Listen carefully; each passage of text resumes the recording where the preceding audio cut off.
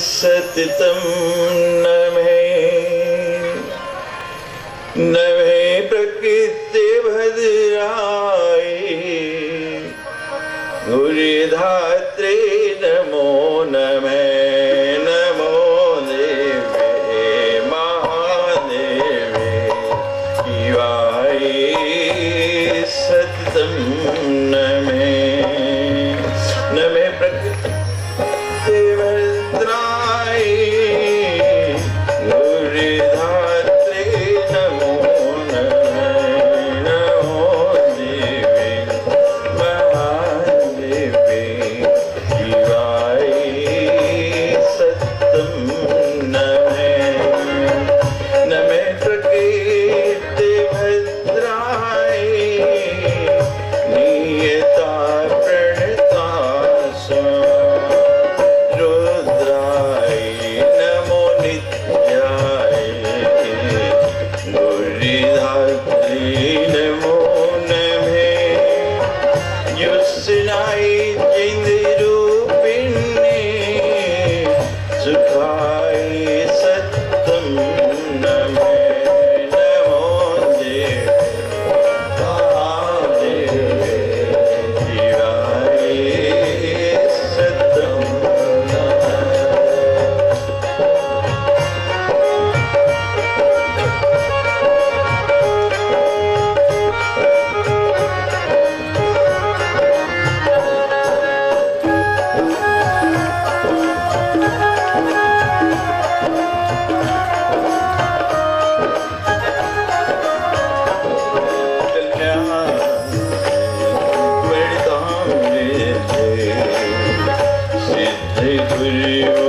नमो नमः।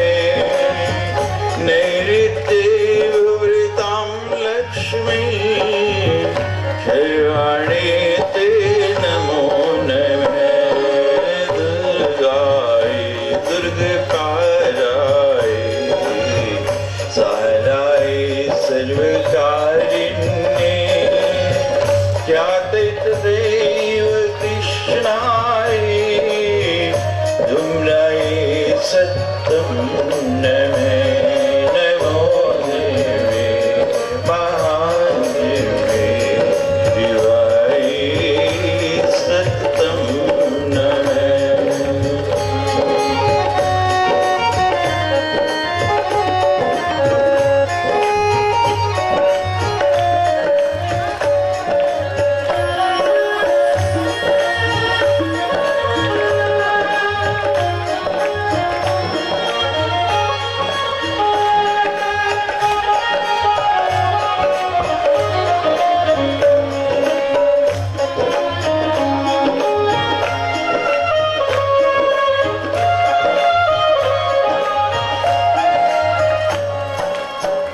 अतिसौम्ये अतिरुद्राय नतस्तस्यै नमो नमः।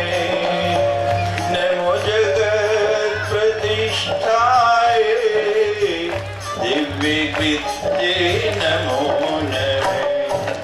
या देवी सर्वभूतेषु विष्णुमायति शब्दिता नमस्तस्यै नमस्तस्यै नमस्तस्यै नमो नमः। या देवी सर्वभूतेषु शिवाय तं नमः।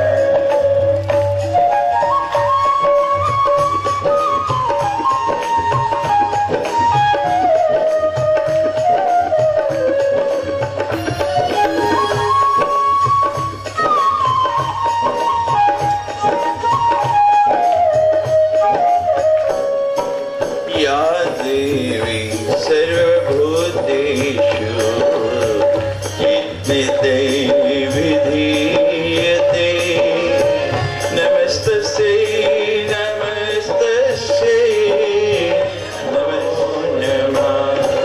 या देवी सर्वभूतेषु बुद्धिरूपेण संस्थिता नमस्तस्यै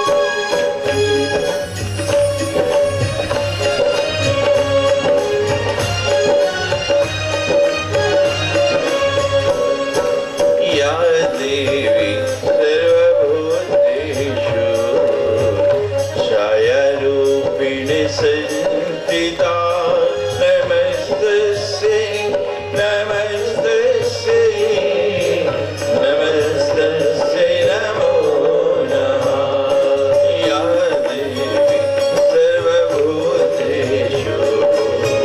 शक्तिरूपिणी संस्थिता नमस्तस्यै नमस्तस्यै नमस्तस्यै नमो नमः नमस्तस्यै नमस्तस्यै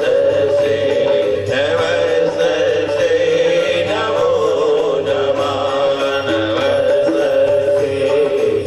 नमस्तस्यै नमस्तस्यै नमो नमः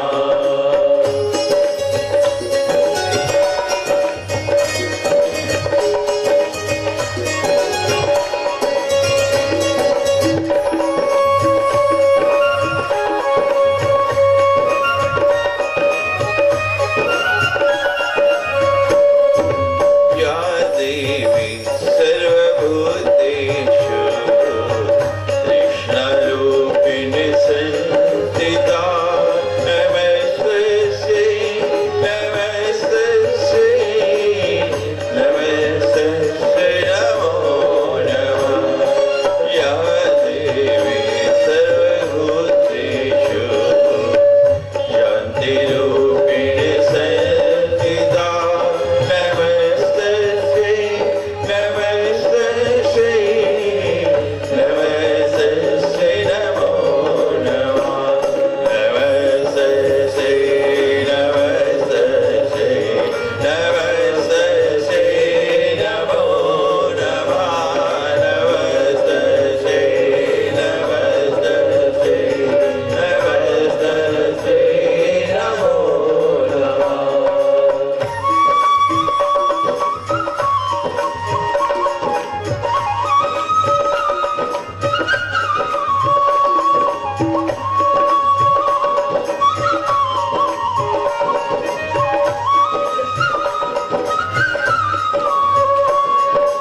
या देवी सर्वभूतेषु जातिरूपिणी संस्थिता नमस्तस्यै नमस्तस्यै नमस्तस्यै नमो नमः या देवी लज्जारूपिणी संस्थिता नमस्तस्यै नमस्तस्यै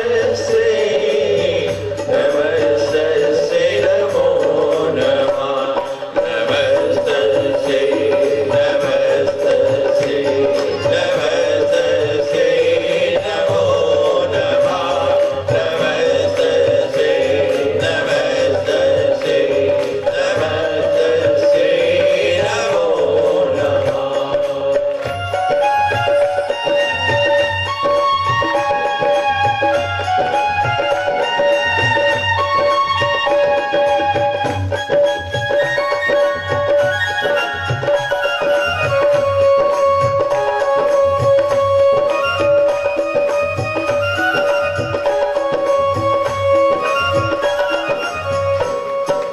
या देवी सर्वभूतेषु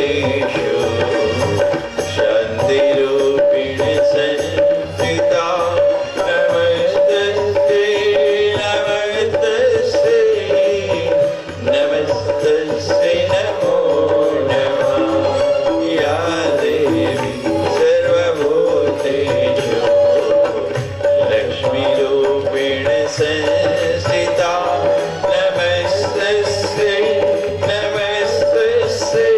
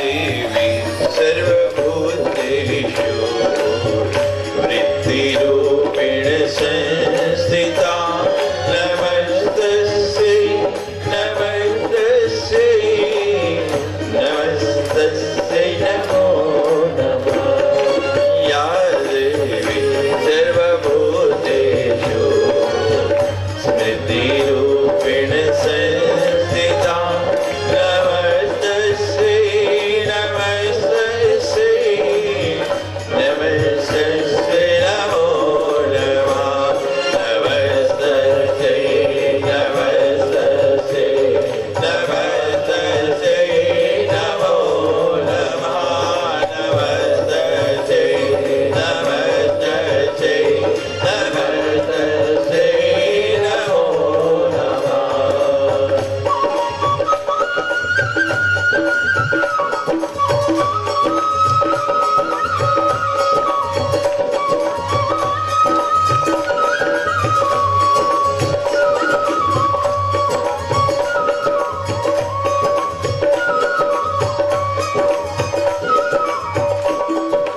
या देवी सर्वभूतेषु दयारूपेण संस्थिता नमस्तस्यै नमस्तस्यै नमो नमः या देवी सर्वभूतेषु तुष्टिरूपेण संस्थिता नमस्तस्यै नमस्तस्यै नमस्तस्यै नमो नमः नमस्तस्यै नमस्तस्यै नमस्तस्यै नमो नमः नमस्तस्यै नमस्तस्यै नमस्तस्यै नमो नमः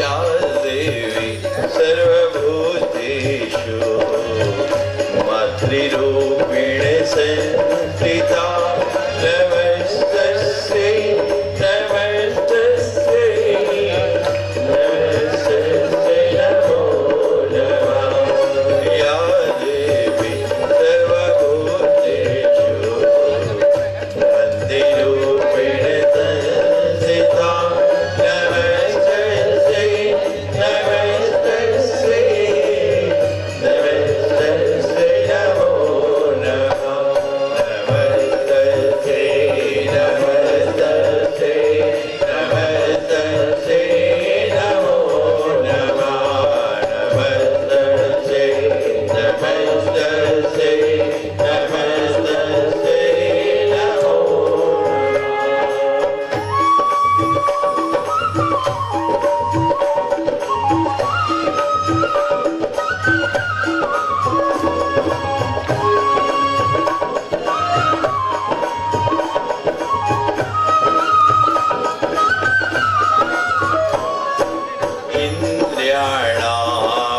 इन्द्रियाणामधिष्ठात्री भूतानां चखिलेषु या भूतेषु सत्तं तस्यै व्याप्तिदेवे नमो नमः इति रूपेण या देशम् एतद्व्यापिसिता जगत् नमस्तस्यै नमस्तस्यै नमस्तस्यै नमो नमः नमस्तस्यै नमस्तस्यै नमस्तस्यै नमो नमः नमस्तस्यै नमस्तस्यै नमस्तस्यै नमो नमः नमस्तस्यै नमस्तस्यै नमस्तस्यै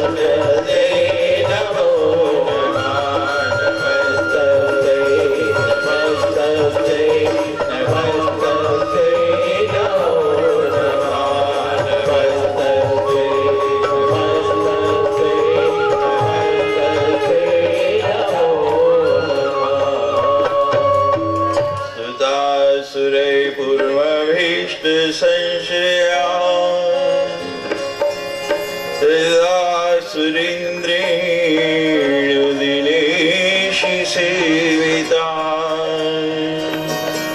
किरतु सारै शुभे तरेश्वरी शुभाणि विहन्तु चापदा या सम्प्रतं चोदयत्यतापि ते यस्वाभिरीशा च सुरैर्नमस्यते या च स्मृता तत्क्षणमेव हन्ति सर्वापदो भक्ति विनम्रमूर्तिः।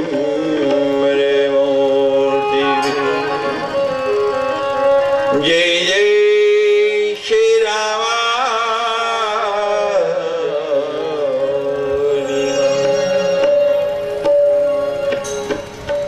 दुर्गा सप्तशती के अंदर दो देवी सूक्त आए हैं, एक वेदोक्त और एक तंत्रोक्त। अभी आपने तंत्रोक्त देवी सूक्त का पाठ किया। नमस्तस्यै नमस्तस्यै नमस्तस्यै नमो नमः। परमा भगवती को एक बार नहीं 3 बार प्रणाम किया है। देवी सूक्त में देवता मां भगवती की स्तुति कर रहे हैं। शुंभ और निशुंभ नाम के 2 दैत्य हुए बड़े बलवान दैत्य हैं। सब देवताओं ने प्रयास कर लिया, लेकिन दोनों दैत्यों को मार नहीं पाते हैं। क्यों? कि ब्रह्मा जी ने वरदान दिया है कि तुम्हारी मृत्यु जो है स्त्री के हाथों से हो गई। और स्त्री तो अबला होती है। अबला या सबला? बोलिए। लोग समझते हैं कि स्त्री अबला है, लेकिन वो गलत समझते हैं। नारी शक्ति जागृत हो जाए, आज तो पुरुष शक्ति भी जागृत हो गई। का यदि खरबूजे को देख के खरबूजा रंग बदलता है। आज सबने सोचा कि पता नहीं क्या हो रहा है, लोकेश नगरी में सारी स्त्रियां वहां क्यों जा रही, तो आज तो पुरुषों की संख्या भी सबसे अधिक है। देर आए दुरुस्त आए, कोई बात नहीं, आ तो गए ना मां के चरणों में। और कहते हैं फलश्रुति वाले दिन आ जाओ, प्रसाद वाले दिन आ जाओ, तो सब कुछ प्राप्त हो जाता है। एक बार नहीं 3 बार प्रणाम कर रहे हैं देवता। हमने आपको बताया था कोई के मन से प्रणाम करने वाला कोई कोई होता है। मनसा वाचा कर्मणा, कोई केवल मुख से ही जय बोल देते हैं, कोई शरीर को थोड़ा झुका लेते हैं, लेकिन मन, शरीर और वाणी तीनों मां के चरणों में लय हो जाए। इसलिए एक बार नहीं देवता स्तुति करते हुए कहते हैं नमस्तस्यै नमस्तस्यै नमस्तस्यै नमो नमः। बड़ा सुंदर देवी सूक्त प्रारंभ हुआ है। या देवी सर्वभूतेषु विष्णु मायते शब्दिता। ये पूरे का पूरा संसार जो है भगवान विष्णु के माया से भ्रमित हो रहा है, उस माया में ऐसे लिप्त हुआ है। उससे बाहर आना बड़ा कठिन है। लेकिन जो माया से बाहर आना चाहे तो बता दिया उससे अगले श्लोक में, या देवी सर्वभूतेषु चेत नित्य अविधीयते। जो चेतन रहेगा, जो जागता रहेगा, वही पाएगा। चारों प्रहर में जागना है, एक प्रहर में नहीं। नींद कैसे पूरी होगी?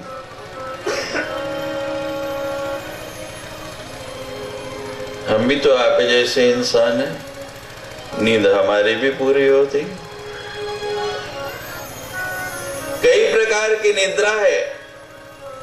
चेतना के बाद बुद्धि आई। जब आपकी बुद्धि शांत होगी तभी नींद आएगी ना, वैसे नहीं आ सकती। और बुद्धि के बाद निद्रा आई। या देवी सर्वभूतेषु निद्रा रूपेण संस्थिता। आजकल एक रोग चल पड़ा है, समाज में बड़ी तेजी से फैल रहा है, लोगों को नींद नहीं आती, और पैसे वालों को तो बिल्कुल नहीं आती, हम अक्सर देखते हैं। अभी पीछे जो नवरात्रि गई तो हमने लोगों को कहा था कि जिनको नींद नहीं आती, यही श्लोक या देवी सर्वभूतेषु निद्रा रूपेण संस्थिता, इसका जप करें, आपको नींद आ जाएगी। और जिनको बहुत पुराना रोग है नींद ना आने का, तो दुर्गा सप्तशती के अंदर ही रात्रि सूक्त भी 2 आए हैं। जैसी देवी सूक्त 2 है, वैसे ही रात्रि सूक्त भी 2 है। तो रात्रि सूक्त का पाठ कर लो, आपको नींद आ जाएगी।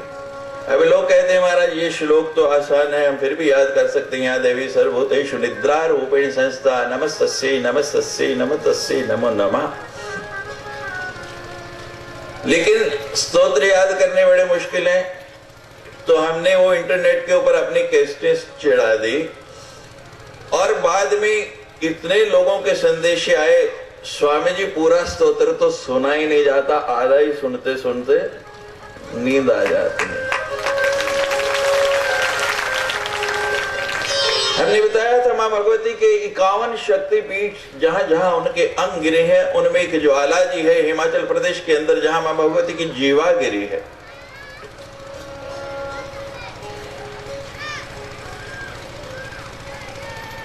अखंड ज्योति जल रही है लगा, बिना घी के बिना तेल के, एक नहीं 7-7। और पराम्बा मां भगवती मेरी मां की मेरे ऊपर बड़ी कृपा है। वहां जो मुख्य ज्योति है सामने, 5 समय वहां भोग लगता है, और मंदिर के द्वार बंद कर दिए जाते हैं, केवल पुजारी अंदर होते हैं। मां की कृपा से हमें कई बार अवसर मिला, हमने देखा ऐसे थाली लेके सामने रखते हैं तो वो ज्योति अपना स्थान जोड़ के ऐसे उस थाली के ऊपर आती है और भोग लगा के फिर वहीं स्थापित हो जाती है। बहुत पुरानी बात है, आज से लगभग 40 साल पुरानी बात। जिस युग पुरुष के कारण हम सब लोग यहाँ आए हैं, जिस युग पुरुष के तप के कारण ये कार्यक्रम हो रहा है, उसी ज्वाला जी के मंदिर में वो गए, वहां से वो ज्योति लेके आए के फगवाड़ा स्थापित करने है। ज्योति बहुत लोगों को देते हैं, बहुत से लोग जाते हैं, हमारे जम्मू आश्रम में भी ज्योति स्थापित है। और आप सबका ऐसा ही प्रेम स्थान के प्रति रहा तो बहुत शीघ्र ही आगे बहुत कुछ बनेगा, और यहाँ भी जाके वो अखंड ज्योति हम स्थापित करेंगे ज्वाला जी से। आपको बिना ज्वाला जी जाए यही दर्शन होते रहेंगे। तो जब वो ज्योति लेके चले तो पीछे पीछे उस मंदिर के पुजारी दौड़े, कहते हैं वो जो ज्योत थी सामने वो पता नहीं कहाँ गई, कहाँ चली गई। और मेरी बात पे विश्वास नहीं हो तो आप पंजाब जाके ये बात पूछ सकते हैं लोगों से। ये देखिए बैठे हैं अनुमोदन देने के लिए कि वो ज्योति ही वहां से स्वामी जी के साथ साथ चल पड़ी। वहां रात्रि के समय मां भगवती को शयन कराया जाता है, बड़ा सुंदर कक्ष बना है, उसमें पलंग बिछा दिया जाता है, और सबसे अमीर स्त्री भी जो होगी ना, उस पे भी इतने गहने नहीं होंगे। रात को शयन के समय जितने गहने उस सेज पे बिछाए जाते, बड़ी सुंदर सुंदर चुनिया, बड़ी सुंदर सुंदर वस्त्र। और फिर उसके बाद इसी रात्रि सूक्त आश्रम में भी नियम है, प्रतिदिन रात को जब मंदिर बंद करने लगते हैं तो ये रात्रि सूक्त का पाठ होता है। और कई बार जब हम लोग होते हैं वहां पाठ हो रहा होता है, तो पाठ करते करते हम देखते हैं कि लगभग 70-75% लोग जो है ना वो जमाई लेने लग पड़ते हैं। ये स्तोत्रों का प्रमाण है। गोली खाने का, इंजेक्शन लगाने का कोई जरूरत नहीं है। और लोगों के संदेश आए कि स्वामी जी हमने प्रयोग करके देखा, निश्चित रूप से ये प्रामाणिक है कि हमें नींद आने लग पड़ी। या देवी सर्वभूतेषु निद्रा रूपेण संस्थिता। जब नींद अच्छी आती है तो आगे लिख दिया, या देवी सर्वभूतेषु क्षुधा रूपेण संस्थिता। जब नींद अच्छी आएगी तो क्या होगा, भूख अच्छी लगेगी। जब तक नींद ठीक नहीं आएगी आपको भूख। ये बड़ा सुंदर देवी सूक्त है, 24 श्लोक हैं। मैंने आपको बताया था 5 ज्ञान इंद्रियां, 5 कर्म इंद्रियां, पंचभूत, 5 उनके गुण, मन बुद्धि चित्त और अहंकार, वही 24 के 24 इस देवी सूक्त के अंदर आए हैं। अभी तो शुरुआत है। एक एक विषय है कि उसी में 9 दिन लग जाए। आप सुनने वाले बनो, मैं नहीं। रात आपने थोड़ा सा नमूना देखा, ट्रेलर देखा हमारे श्रद्धेय महामंडलेश्वर स्वामी भागवतानंद जी का। कैलाश जी यहां से बोल रहे थे कि मैंने सोचा नहीं था, तो हमने उनको कहा था जो लोग रात नहीं आए उनकी सूचनार्थ भी बता दें कि हमारे सदगुरु जौहरी थे, और जौहरी की दुकान में पत्थर नहीं मिलते, हीरे ही मिलते हैं। मैं तो सबसे कम कीमत का हूं, ये सारे के सारे मेरे से बहुत बढ़ के कीमत की। एक एक को सुनेंगे तो आपकी समाधि लगने लग पड़े। तराश तराश के एक सुगढ़ जौहरी की तरह उन्होंने हम सबको इतना कीमती हीरा बना दिया। और बड़ा सुंदर अंत में लिखा है, इंद्रियाणाम अधिष्ठात्री। ये देवी क्या है, सभी इंद्रियों की अधिष्ठात्री देवी यही है। अगर संसार में विजय प्राप्त करनी है, संसार में आप कुछ पाना चाहते हैं, तो इस शक्ति की आराधना करनी पड़ेगी। भूतानाम च अखिलेश्वया, सब भूतों के अंदर इसका ही वास है। 2 चीजें बस संभाल लो जीवन में, आपका जीवन बदल जाएगा। एक क्षुधा और एक तृषा। पूरे की पूरी श्रीमद् भागवत, हमारे भागवतानंद जी महाराज बैठे हैं, महामंडलेश्वर स्वामी गिरधर गिरी जी बैठे हैं, और हमारे श्रद्धेय सदाशिवनंद जी बैठे हैं। सब श्रीमद् भागवत की कथा करने वाले हैं और ऐसी सुंदर करते हैं। अभी तो बहुत अवसर आएंगे, आप सुनेंगे। श्रीमद् भागवत की कथा का मूल क्या है कि राजा अपनी तृषा पर यानी प्यास पर नियंत्रण नहीं रख पाया। संसार का कोई प्राणी ऐसा नहीं हम सहित कि जिसको क्षुधा या तृषा नहीं लगती है। थोड़ा सा नियंत्रण रखें। इतना बड़ा पाप, इतना बड़ा अपराध किस लिए हो गया कि थोड़ी देर के लिए अपनी प्यास पे परीक्षित नियंत्रण नहीं रख पाया। जब तृषा बहुत सताने लगे, जब प्यास बहुत लगे, तो थोड़ा सा मां के नाम का रस पी लेना, आपकी प्यास मिट जाएगी, मेरी गारंटी है। और जब क्षुधा बहुत सताए, आपको बताया था, किसी को पैसे की भूख, किसी को मकान की भूख, किसी को गाड़ी की भूख, भगवान राम को याद कर लेना, आपकी क्षुधा मिट जाए। प्यास भी लगेगी, भूख भी लगेगी, लेकिन मैंने आपको बताया था उस कौवे की बात कि सत्संग में आके तो कौवा बदल गया, कहां की जगह मां मां करने लगा। और लोमड़ी को क्या कहा, याद है आपको?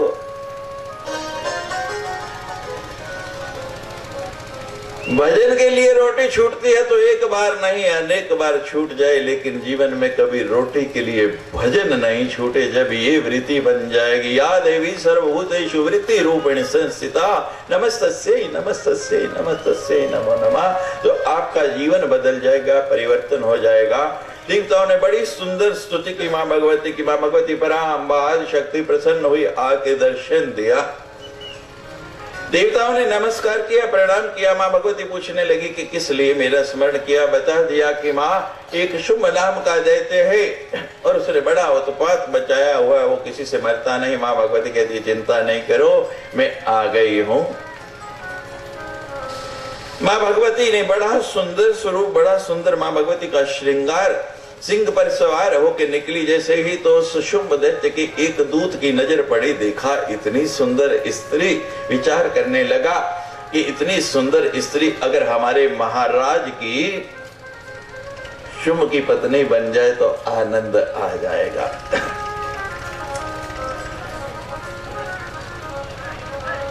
गया शुंभ को बताया कि महाराज आज मैंने एक बड़ा अचरज देखा, एक ऐसी स्त्री देखी, उसका लावण्य ऐसा है, ऐसी ज्योत्सना है कि देखते ही मन मोहित हो जाता है। और महाराज आपके पास संसार की हर वस्तु है, लेकिन अगर वो स्त्री भी आपके भंडार में आ जाए, आपके राज्य में आ जाए, तो आपकी शोभा तो कई गुना बढ़ जाएगी।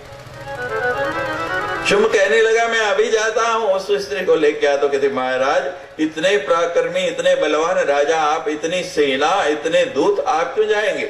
हम दूत भेजते हैं और दूत का काम है आपके गुण गाएगा, आपकी स्तुति बताएगा, आपका वैभव बताएगा।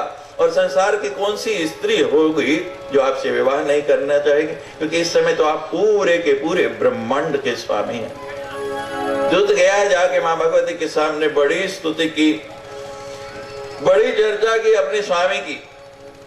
माँ भगवती बड़ी प्रसन्न हुई, कहती हैं दूत का कार्य यही है, सेवक का कार्य यही है कि अपने स्वामी की प्रशंसा करे। वो सेवक ही क्या जो स्वामी का गुण ना गाए? बोलिए, है ऐसा सेवक कोई? उस सेवक का कोई फायदा नहीं जो अपने स्वामी का गुण नहीं गाए। मुझे एक घटना याद आ गई। बंबई में हमारी कथा थी और जैसे कल हमें केवल्यानंद जी ने पर्ची भेजी, तो वहां भी कोई विषय ऐसा था छोटा सा, हम रोज कहते और मंच पर जाके भूल जाते, कथा में खो जाते। तो जो ये यजमान थे उनको हमने उस दिन कहा कि आप सामने हाथ में पकड़ के हिला देना तो हमें ध्यान आ जाएगा। तो महाराज यहाँ भी हमारे जम्मू से आए हुए शिष्य कल ही गए हैं, वो हमें बता रहे थे कि स्वामी जी और कुछ बने ना बने, रोज बैंगन ही बनते। तो हमने कहा आपको पता नहीं कि बैंगन क्या है? तो वो अकबर और बीरबल वाली हमें कहानी याद आ गई।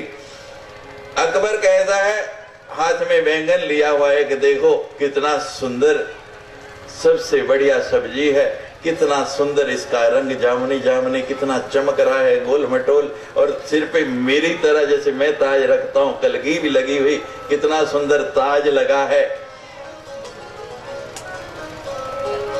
अकबर को बैंगन बहुत पसंद था।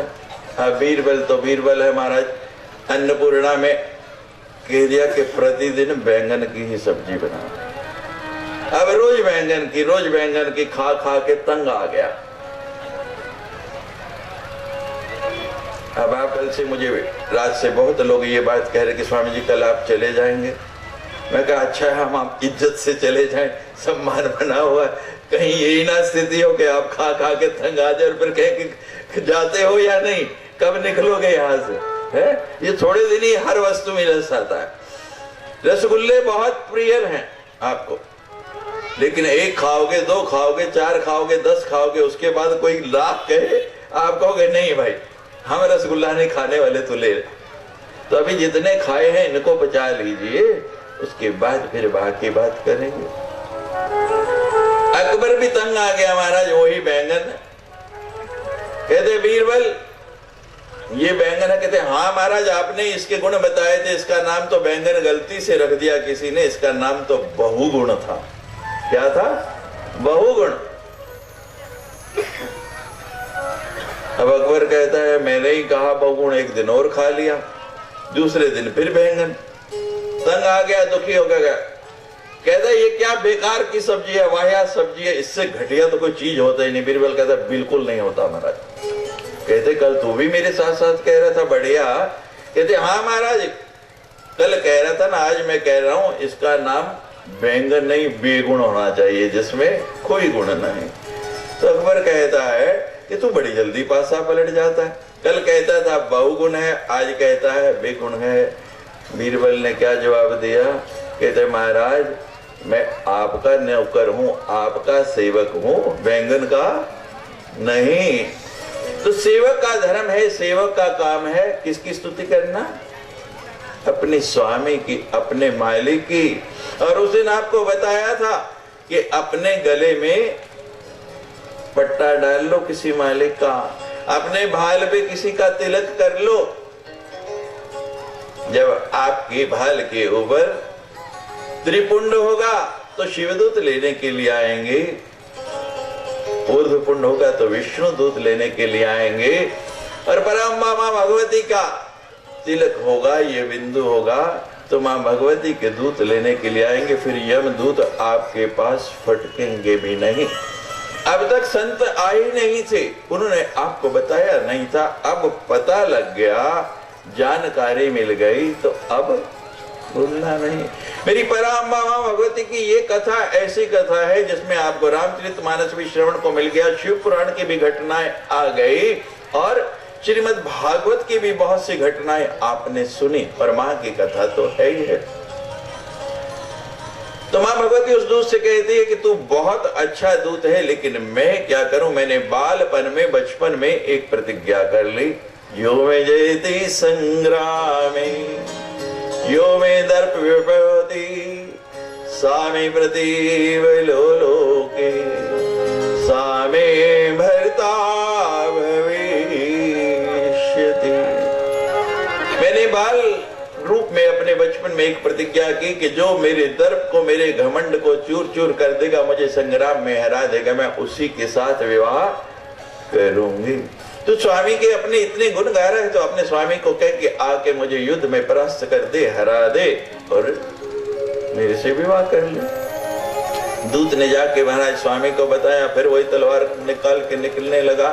सेना कहती महाराज इतनी बड़ी सेना, और हमारे रहते हुए आप जाएंगे, और वो भी एक स्त्री के साथ युद्ध करने के लिए हम लोग जाते हैं। तो महाराज एक एक करके सेनापति आते गए, लेकिन माँ भगवती सबको ऐसे काटती गई जैसे चंड मुंड आए। माँ भगवती ने दोनों को रुंड मुंड कर दिया। धूम्र और लोचन आए, माँ भगवती कहती जैसा तुम्हारा नाम वैसे ही बता दूंगी। धूम्र लोचन पता किसको कहते हैं? जानते हैं आप? नहीं जानते।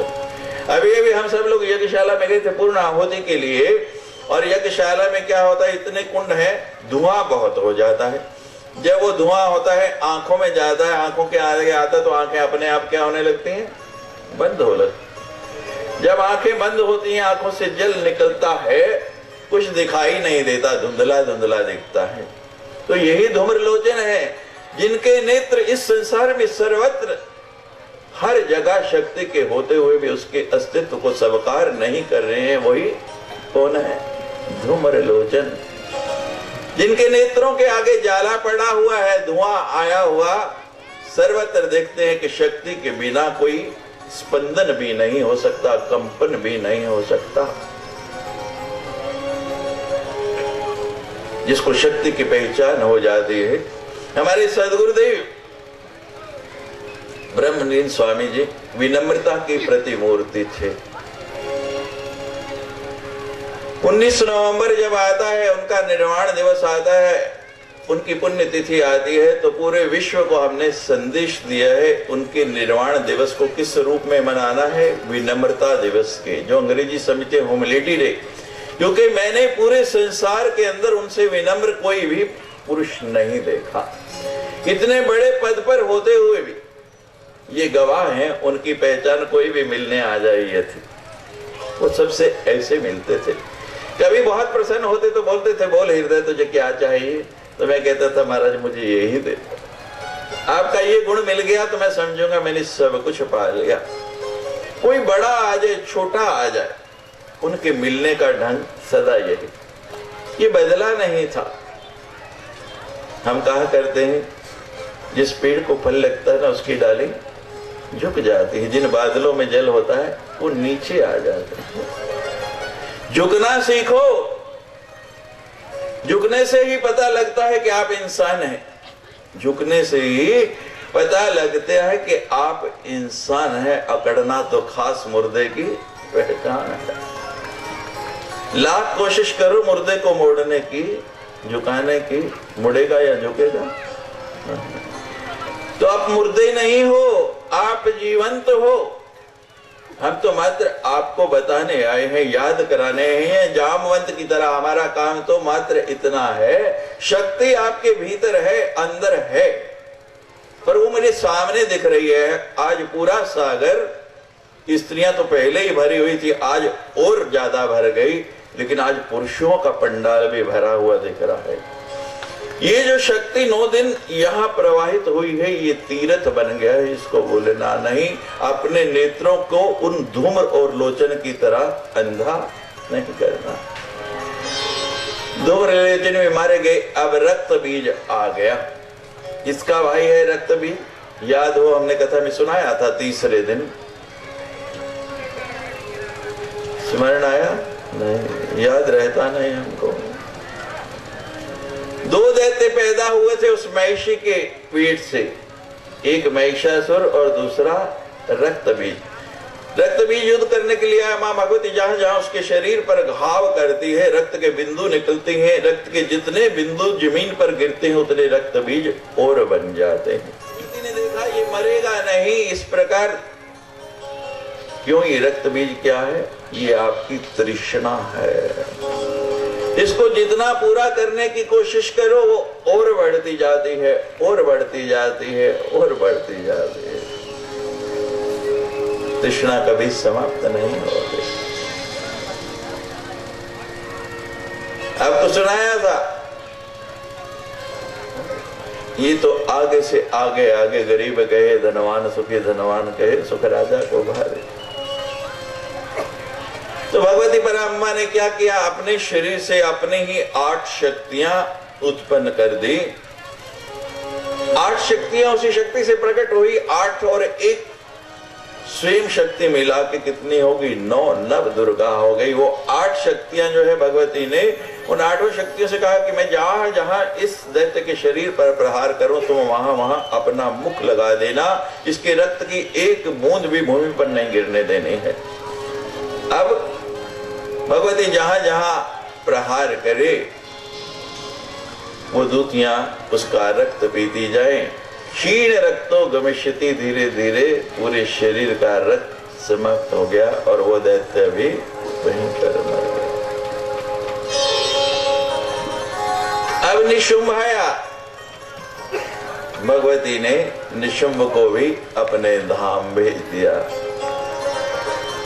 तब वो महाबली शुंभ दैत्य युद्ध में आया। बड़ा भयंकर युद्ध होता है माँ भगवती के साथ। कभी कोई रूप बनाता है, कभी कोई रूप बनाता है, लेकिन भगवती पराम्बा शक्तिमां जगदम्बा कहती है कि तू तो अपने आप को विश्व का सबसे शक्तिशाली व्यक्ति मानता था और कहता था स्त्री अबला होती है। तो भगवती ने उसकी वो स्थिति कर दी कि नहीं लगा माँ ये युद्ध का नियम नहीं है, मैं अकेला और तुम्हारे साथ तुम्हारी इतनी शक्तियां। भगवती कहती है इससे पहले जो भेजे थे वो कौन थे? अब तो अकेला हो गया। महाभारत में भी यही हुआ। जब अपने पर बढ़ती है, अपने ऊपर बात आती है तो व्यक्ति को नीति सूझती है, दूसरे के लिए नीति भूल जाता है।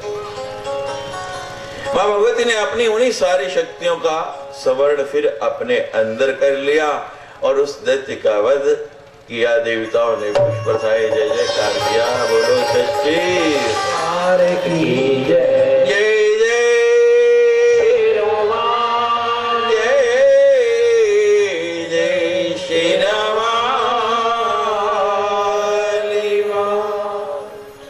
बड़ी सुंदर सूरत और समाधि की कथा आई है। सूरत नाम का एक राजा था, उसके पड़ोस के राजा ने आक्रमण किया, उसके राज्य पर विजय प्राप्त कर ली, उसको बंदी बना लिया। जब राज्य चला गया तो वही पत्नी, वही परिवार जो सदा उसकी गुण गाता था, उन्होंने भी उसका साथ छोड़ दिया। मन में विरक्ति आ गई, ये संसार किसी काम का नहीं, छोड़ के चलना है। अब किसी संत की शरण में जाते हैं, छोड़ के चल पड़ा उधर। समाधि नाम का एक वैश्य व्यापार में घाटा हो गया। वही लोग जो दिन रात आगे पीछे घूमते थे सब साथ छोड़ के चले गए। वो भी संसार छोड़ के निकला कि आज किसी संत की शरण में जाता हूं। दोनों चले जा रहे हैं, रास्ते में मिले, मंजिल एक है और पहुंच गए सुमेधा नाम के ऋषि के पास।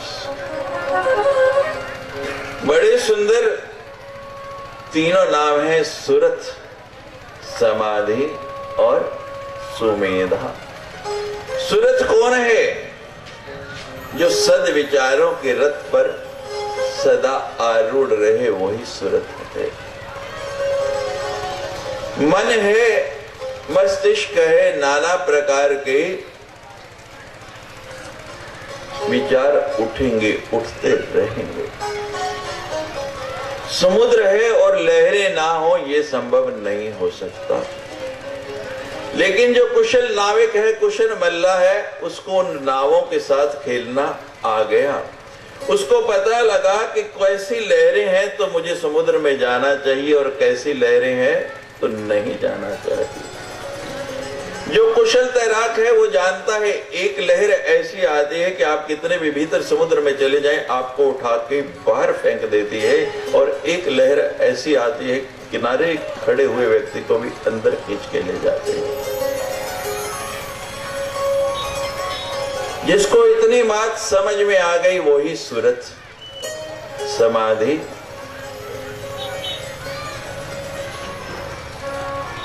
समाधि वो जिसकी अंदर की ज्योति जल गई, जो अंदर से शांत हो गया। ध्यान में सभी लोग बैठ जाते हैं लेकिन समाधि लगती नहीं, और जब तक समाधि नहीं लगती, मां भगवती का चित्र आप सामने देख रहे हैं। कितने नेत्र हैं मां भगवती के? बोलिए।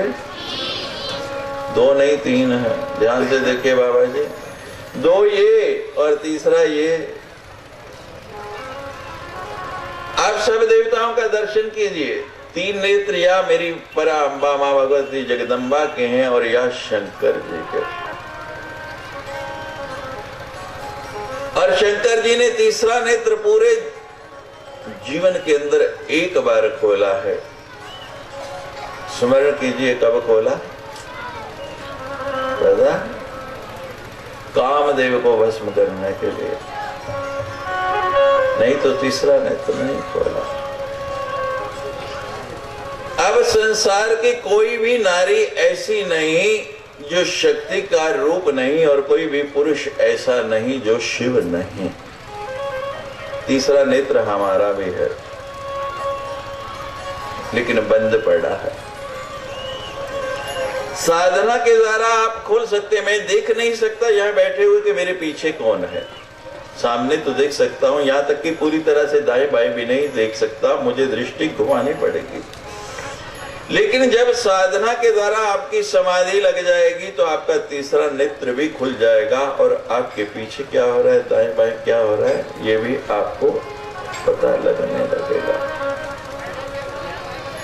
जब समाधि में जाएंगे तभी उस दिव्य दर्शन को पाएंगे। और जब वो दिव्य दर्शन मिलेगा, आपको कल सुनाया था कि ईड़ा और पिंगला के बीच में वो सुषुम्ना नाड़ी है।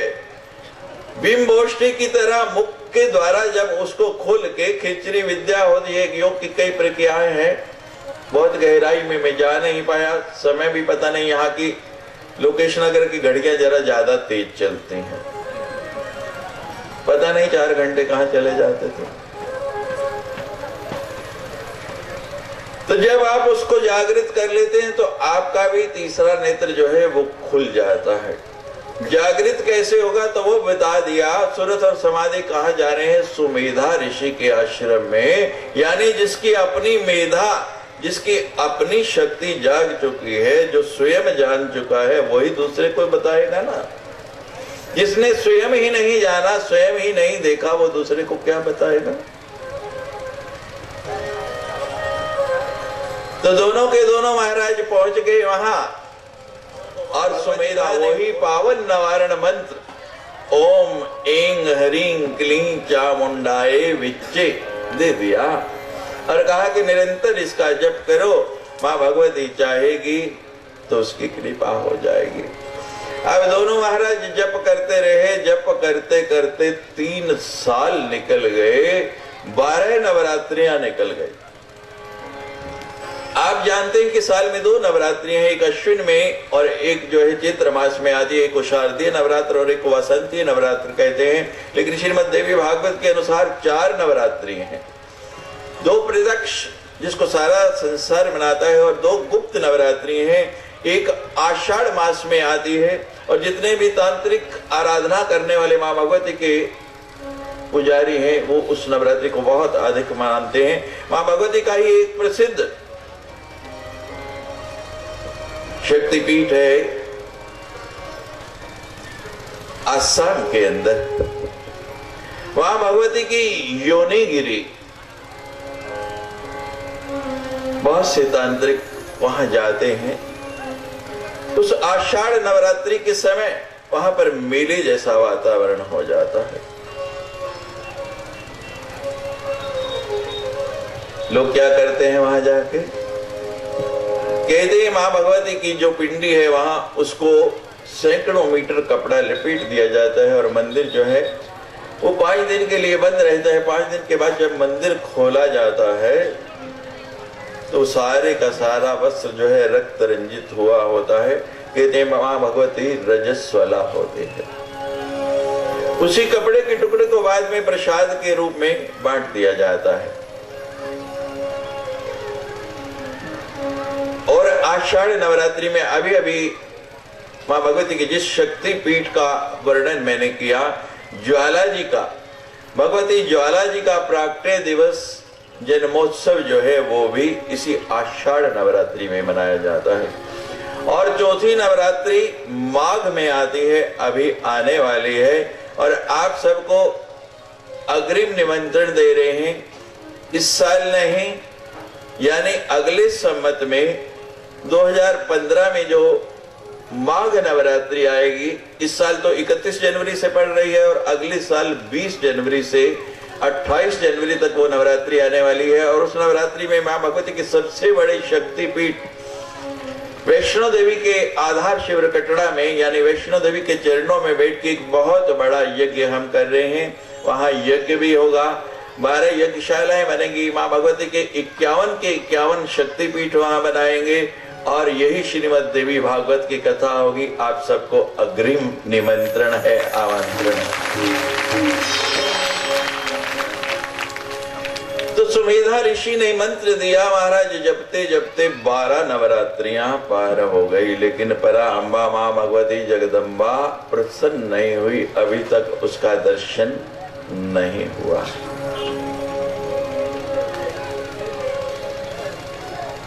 चार नवरात्रियां एक साल में और 3 साल तप करते हुए हो गए। 12 नवरात्रियां कर ली, लेकिन मां प्रसन्न। लेकिन इस लोकेश नगर वालों पे और इस समृद्धि संस्थान पे तो मां जो है पहली ही, अभी नवरात्रि भी नहीं है, पहली कथा में ही प्रसन्न हो गई। हमारे कैलाश जी अगर निकट हैं, हमने कल मां से कहा, हमने कहा जब मां का जितनी जगह हमारे पास है आगे हमें कथा करनी है तो यही जगह बड़ी कम पड़ जाएगी, तो कोई ऐसी कृपा करो कि इसका थोड़ा विस्तार हो जाए। विनोबा भावे ने एक यज्ञ चलाया था भूदान का, कि थोड़ी थोड़ी भूमि मुझे दान में दो। तो हमने भी कल झोली फैलाई कि हमको थोड़ी भूमि और चाहिए, क्योंकि अभी तो इसका प्रचार प्रसार शुरू है। महाराष्ट्र से नहीं, देश विदेश से लोग यहाँ आने हैं और ये स्थान कम पड़ने वाला है। तो इसलिए विस्तारीकरण की योजना है हमारी। हम इसको बहुत बड़ा तीर्थ और बहुत बड़ा स्थान बनाना चाहते हैं। तो हमने कहा हम कल झोली फैला के सबसे मांगेंगे कि जितनी जिसकी क्षमता है, 1 फुट 2 फुट 1 गज 1 गुंठा 1 बीघा 1 एकड़, जितनी भी कोई दे सकता है हमारी इस झोली में वो भूमि डाले और हम इस स्थान का विस्तार कर पाए। और मैं अकेला नहीं मांग रहा, मेरे सारे साथी आज भिक्षा के लिए तैयार है। कोई भी इनमें से मांगता नहीं है, कभी हमने मांगा नहीं, लेकिन हमें लग रहा है कहते पूत के पांव जो है ना वो पालने में दिखने लग पड़ते हैं। तो हमें नजर आ रहा है। तो अभी अभी मुझे सूचना भेजी गई मंच पर कि स्वामी जी कुछ लोग जमीन देने के लिए तैयार हो गए हैं, कुछ दे रहे हैं और हम लोगों को बताना चाहते हैं। तो किन किन लोगों ने दी वो थोड़ी सूचना देंगे, कैसे विस्तार हो रहा। और खुले दिल से इस कार्य के लिए सबने भूमि दान करना है, इस स्थान को बहुत विस्तृत और विशाल बनाना है। आजच्या कार्यक्रमामध्ये आम्हाला सांगताना खूप आनंद होतो आहे। 9 महिन्यात आपल्याला 1.25 एकर जागा मिळाली आणि यानंतर या आश्रमालगत जी जागा होती आपल्या ग्रामस्थांची, त्यांनी कुठल्याही गोष्टीचा विचार न करता तुम्ही म्हणाल त्या अटीवर आम्ही जागा द्यायला तयार आहोत, तुम्ही म्हणाल त्या पद्धतीने आम्ही तयार आहोत असा शब्द दिलेला आहे। आणि या सगळ्या आम्हाला सहकार्य करणाऱ्या, भूदान करणाऱ्या, या कामामध्ये हातभार लावणाऱ्या सगळ्या या ग्रामस्थांची मी नावं या ठिकाणी घेणार आहे। श्रीयुत हिरामन रूपसिंग पाटील यांची 4000 स्क्वेअर फूट जागा, यानंतर श्री संजय मोतीराम चौधरी, शांताराम मोतीराम चौधरी यांची 4000 स्क्वेअर फूट जागा, कैलासवासी राजाराम शंकर चौधरी यांच्या स्मरणार्थ सुरेश राजाराम यांच्याकडून 3100 स्क्वेअर फूट जागा दान म्हणून मिळालेली आहे। आणि उर्वरित जी काही 2 गुंठे जागा आहे ती त्यामध्ये जे काही आम्ही आमच्या पद्धतीने जे काही देणार आहोत ते आम्ही त्यांना ते स्वीकारायला तयार आहेत। यानंतर श्रीयुत महादेव गिरधर पाटील यांची 5000 स्क्वेअर फूट जागा, यांनी सुद्धा एका शब्दात सांगितलं तुम्ही ज्या दिशेने चालत आहात त्या वाटेने आम्ही तुमच्या सोबत आहोत, चिंता करण्याची गरज नाही।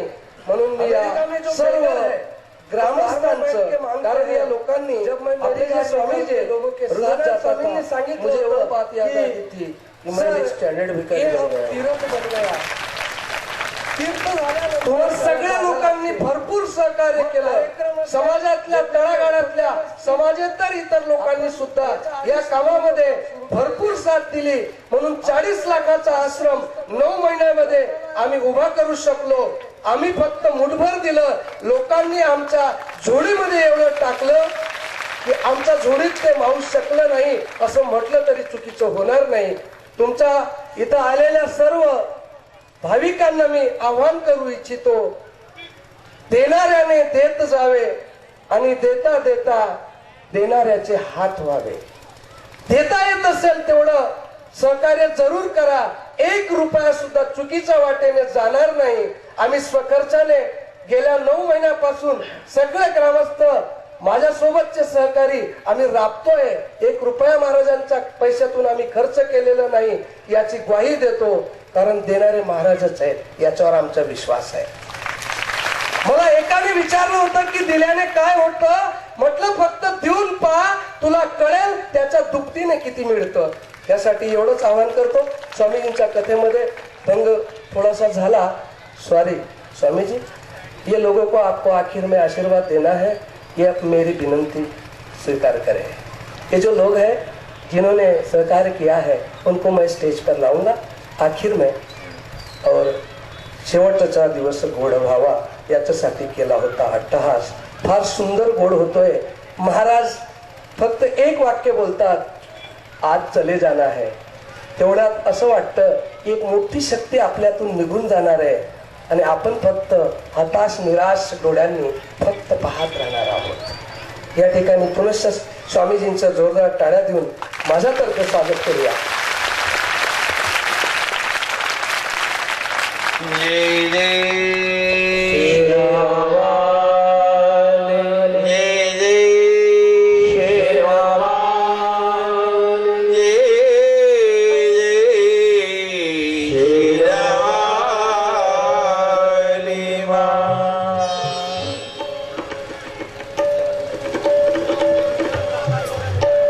स्मरण कीजिए, श्रीमद् भागवत का बड़ा सुंदर प्रसंग है। बलि ने सर्वस्व दान का संकल्प लिया।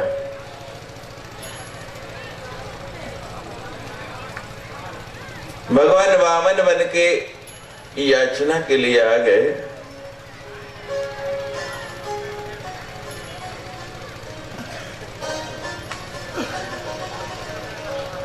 बलि से संकल्प कराने लगेंगे कि मैं जो मांगूंगा मुझे दोगे।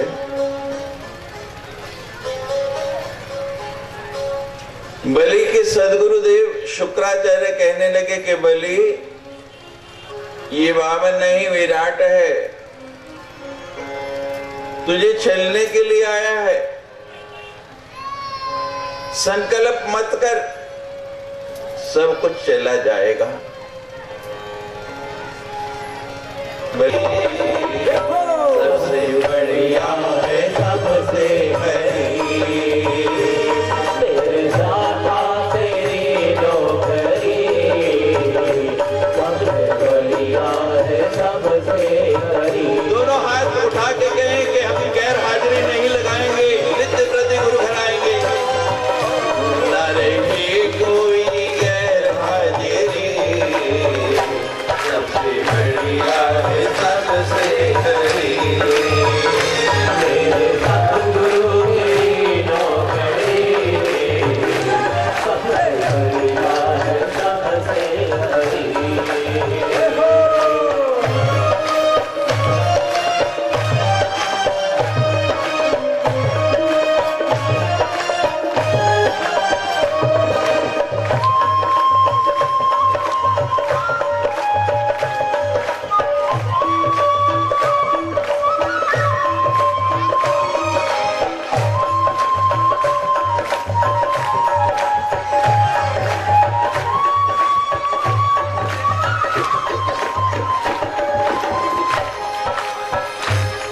जब तक तेरे ये दास जिए,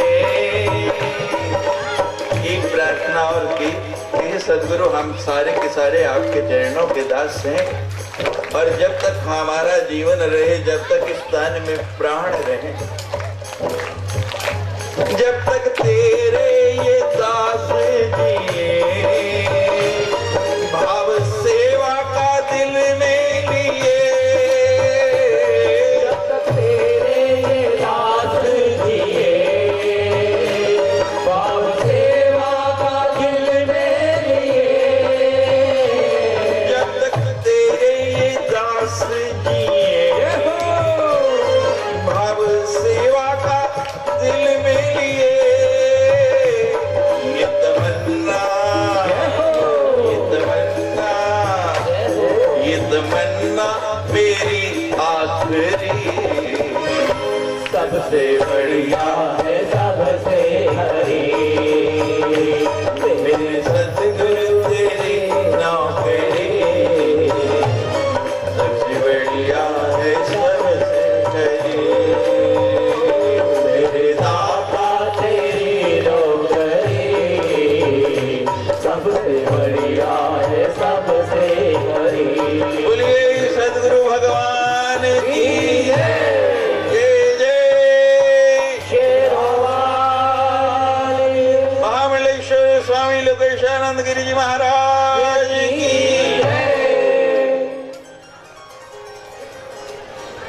अब विचार कर रहे हैं, 12 नवरात्रियां निकल गई, सदगुरु के वचन तो झूठ नहीं हो सकते।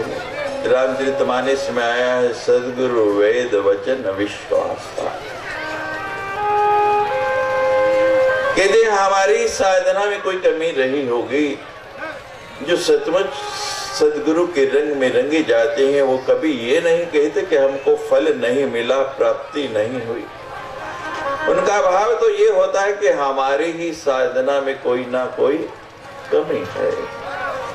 तो आज उन दोनों के सूरत और समाधि के मन में भी यही बात आ गई।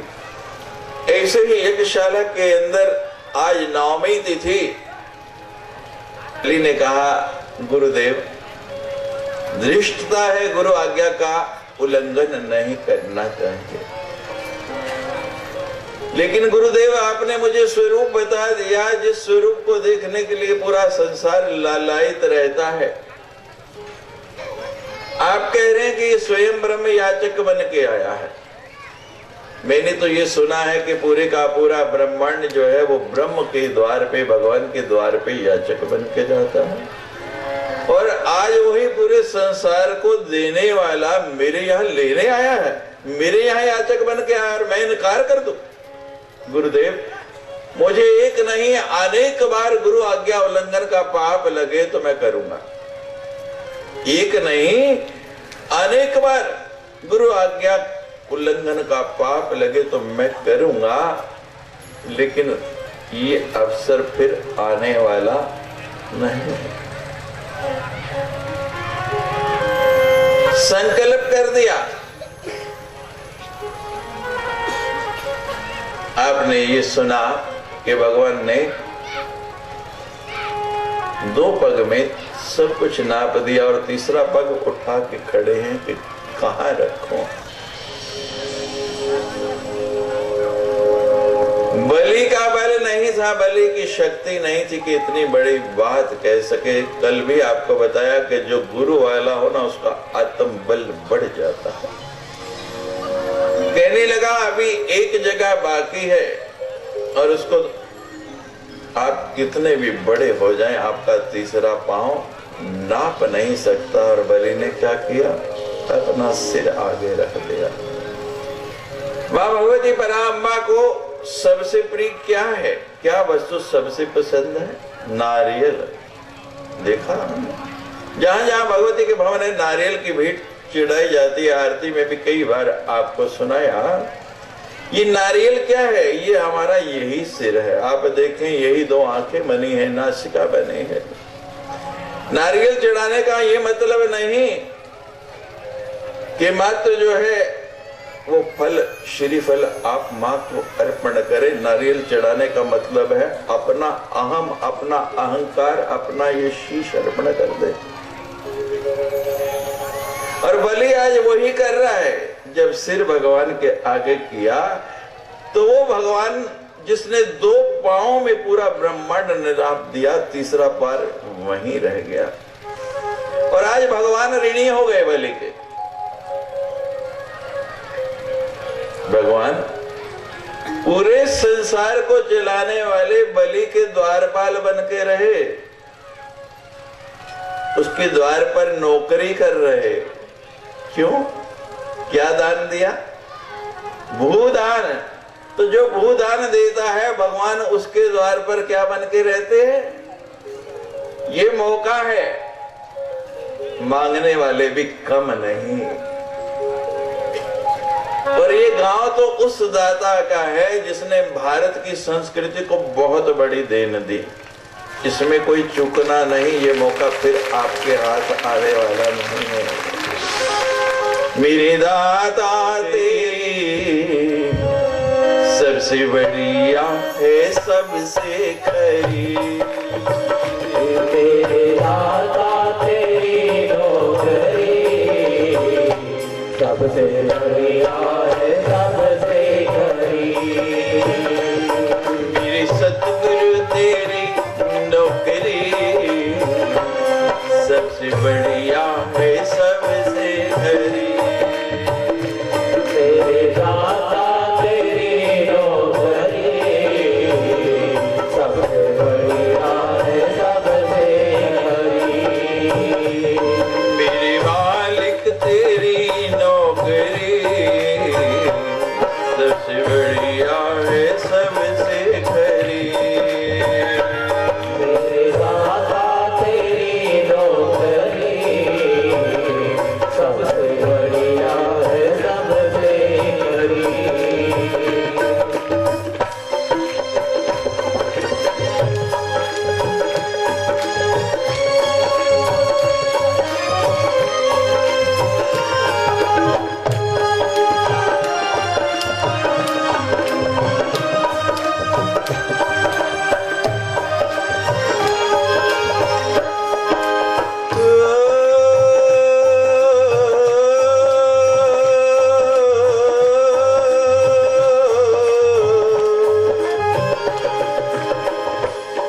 खुशनसीबी का दिल जब खिले तब कहीं ऐसा मौका मिले। खुशनसीबी का जब फूल खिले तब कहीं जाके तुम मिले। संसार के लोग कई आपसे कई कार्यों के लिए मांगने के लिए आते रहेंगे, लेकिन ऐसा मौका जीवन में आपको पुनः नहीं मिलने वाला है। खुशनसीबी का गुल जब खिले तब कहीं ऐसा मौका मिले। खुशनसीबी का जब फूल खिले तब कहीं ऐसा मौका मिले। नौकरी है ये किस्मत मेरी, नौकरी है ये हमारा बड़ा भाग्य है कि आज सदगुरु के दरबार में हमें अलख जगाने का अवसर मिला है। नौकरी है ये किस्मत मेरी, सबसे बढ़िया है सबसे खरी। मेरे दाता तेरी नौकरी सबसे बढ़िया है सबसे खरी। मेरी सतगुरु तेरी नौकरी सबसे बढ़िया है सबसे खरी। मेरे दाता तेरी नौकरी सबसे बढ़िया है सबसे खरी। सभी अपने अपने सदगुरु का ध्यान करके दोनों हाथ से नमस्कार करें।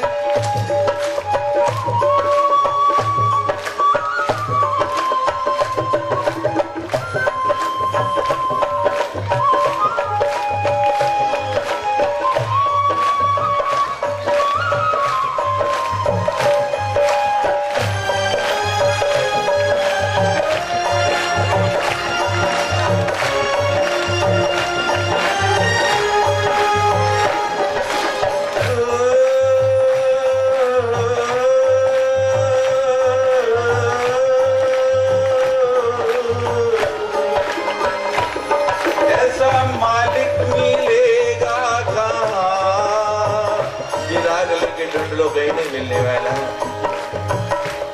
ऐसा मालिक मिलेगा कहाँ, हर किसी पे जो हो मेहरबान। ऐसा मालिक मिलेगा हर किसी पे जो हो मेहरबान। ऐसा मालिक मिलेगा कहाँ, हर किसी पे जो हो मेहरबान। हर मुश्किलों से कर दिया है बरी, सबसे खरी। मेरे सतगुरु तेरी नौकरी सबसे बढ़िया है सबसे खरी। कोई मुश्किल नहीं रही अब, कर दिया मुश्किलों से बरी। सबसे बढ़िया है सबसे खरी।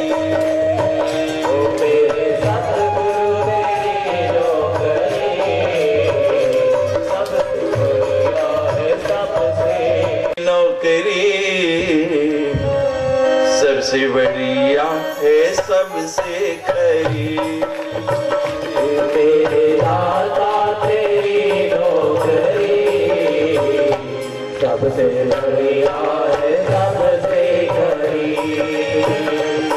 मेरे सतगुरु तेरी नौकरी सबसे बढ़िया है सबसे खरी। मेरे दाता तेरी नौकरी सबसे बढ़िया है सबसे खरी। मेरे मालिक तेरी नौकरी सबसे बढ़िया है सबसे खरी। मेरे दाता तेरी नौकरी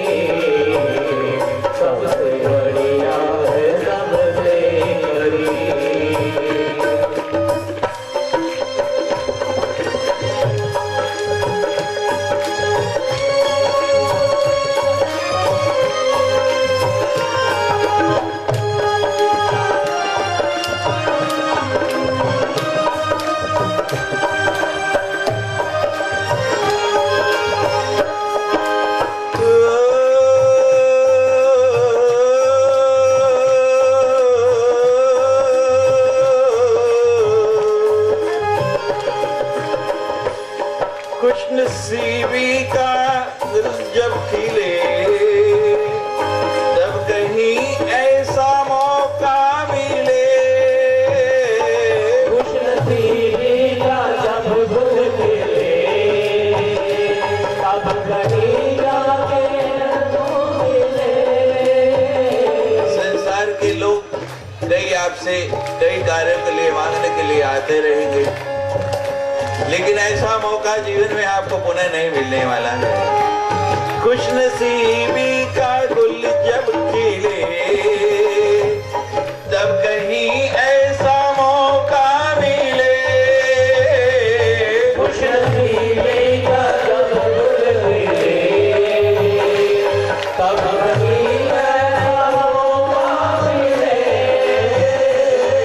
नौकरी है ये किस्मत मेरी, नौकरी है ये हमारा बड़ा भाग्य है कि आज सदगुरु के दरबार में हमें अलग जगाने का अवसर मिला है।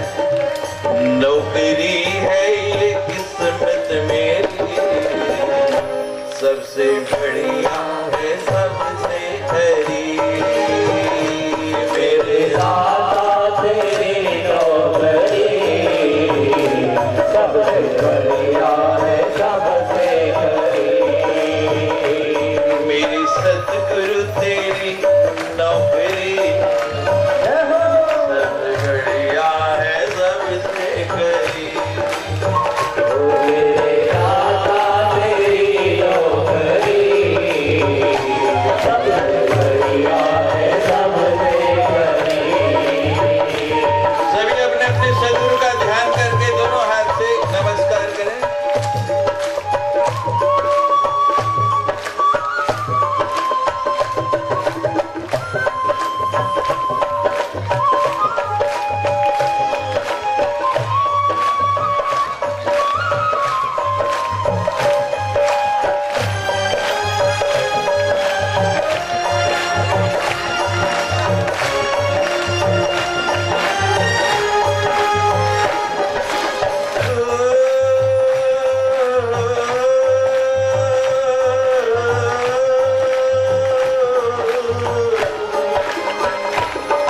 ऐसा मालिक मिलेगा कहाँ, ये राग लेके ढूंढ लो कहीं नहीं मिलने वाला। ऐसा मालिक मिलेगा कहाँ, हर किसी पे जो हो मेहरबान। फूल समालिक मिलेगा हर किसी पे जो हो मेहरबान। ऐसा मालिक मिलेगा कहाँ, हर किसी पे जो हो मेहरबान। हर मुश्किलों से कर दिया है बरी, सबसे खरी। मेरे सतगुरु तेरी नौकरी सबसे बढ़िया है सबसे खरी। कोई मुश्किल नहीं रही अब, कर दिया मुश्किलों से बरी। सबसे बढ़िया है सबसे खरी। मेरे सतगुरु तेरी नौकरी सबसे बढ़िया है सबसे खरी।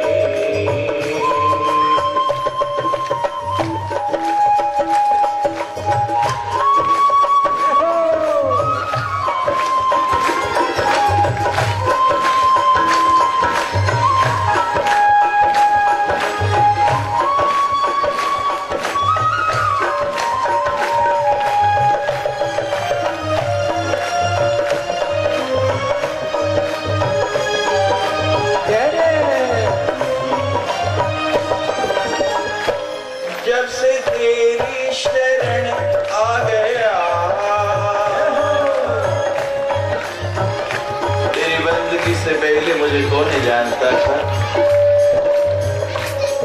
जो बात दवा से बन न सके वो बात दुआ से होती है, जो बात दवा से बन ना सके वो बात दुआ से होती है, और जब काबिल सदगुरु मिलता है तो बात खुदा से होती है। जब से तेरी शरण आ गया मेरा भी नाम हो गया, जब तेरी शरण आ गया तब मेरा भी नाम हो गया। जब से तेरी शरण आ गया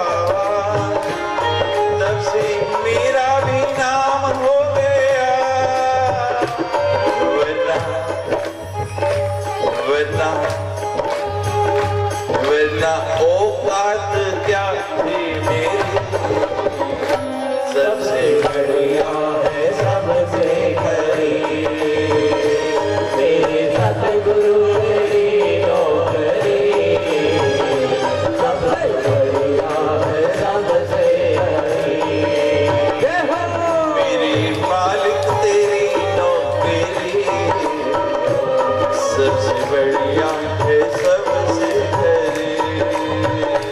मेरे सतगुरु तेरी नौकरी, सबसे बढ़िया है सबसे खरी।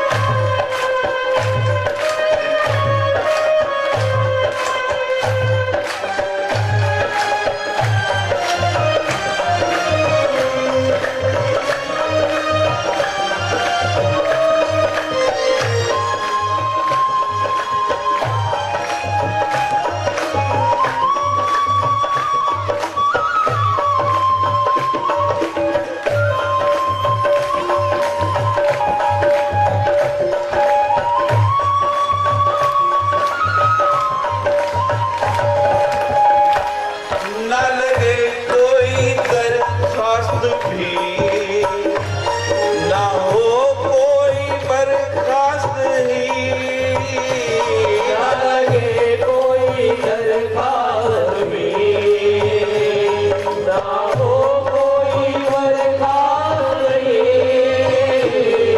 आज प्रातःकाल हम सब संत गए गुरु चरणों में, जाके गुरु चरणों का अभिषेक किया, अभिनंदन किया, और उसके बाद सब संत वहां हाथ जोड़ के प्रार्थना करने लगे उन गुरु चरणों में, हे गुरुदेव ना लगे कोई दरखास्त भी कि इस तीर्थ में जो भी आके अपनी दरखास्त लाए, हम सब की एक ही विनती है कि उसको बिना देखे पूरा कर देना।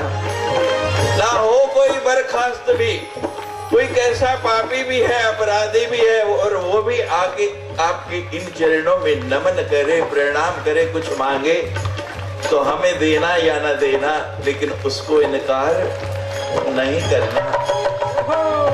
और एक बात आपके लिए भी, ये तो हमारी विनय थी, न लगे कोई दरखास्त भी, ना हो कोई बर्खास्त भी, न रहे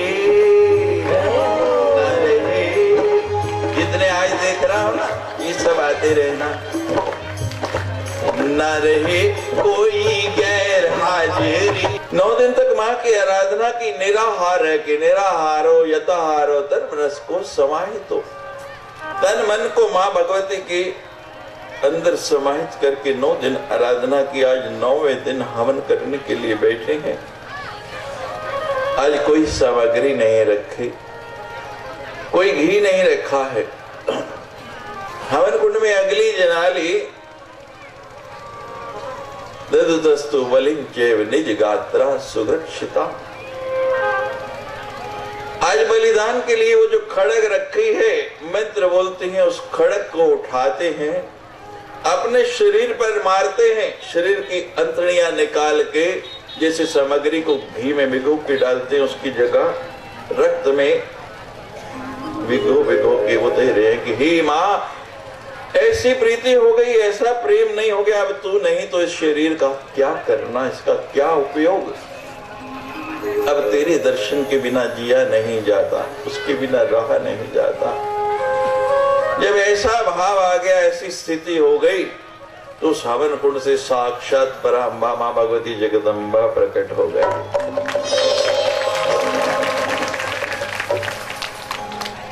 दोनों को अपने निज स्वरूप में ले आई, पूछने लगी तुम्हें क्या चाहिए? जो चाहिए मांग लो। मां भगवती का जो भवन है वो अम्बा द्वीप है। आपको सुनाया था, सुधा सिंधुर मध्य सुरविट पवाटी परिवृते मणि द्वीपो निपो पवनमती चिन्मयी गृहे। उस मणि द्वीप के 44 प्रकोटे हैं।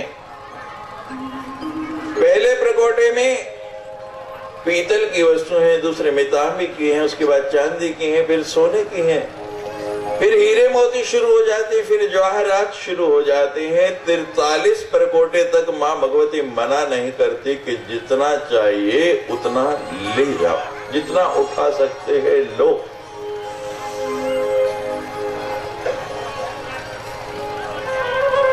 लेकिन कोई विरला, कोई साधक इन 43 के लोभ में नहीं पड़ता, उसमें नहीं फंसता। 44वें प्रकोटे में जब पहुंचता है तो वहां पर क्या है? 44वें प्रकोटे में 4 द्वार बने हैं। कितने? 4 द्वार। एक पूर्व, पश्चिम, उत्तर, दक्षिण, 4 द्वार हैं। उन 4 द्वारों के अलग अलग नाम हैं। एक ज्ञान मंडप है, एक संसार मंडप है, एक एकांत मंडप है और एक मुक्ति मंडप है।